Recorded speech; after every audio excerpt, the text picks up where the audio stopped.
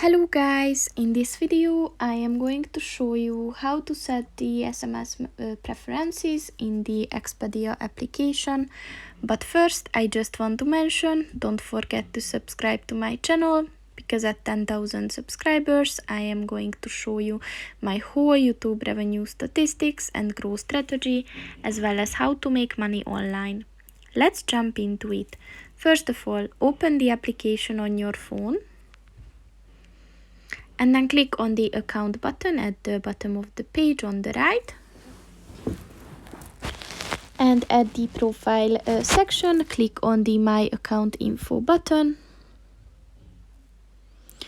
And then at the My Account Info section, click on the SMS Preferences button.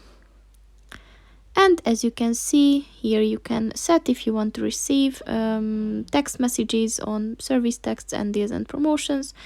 And if you're not, then just click on the unsubscribe from all text notifications and click on the save button. And that's pretty much it for this video, guys. See you in the next one. Goodbye.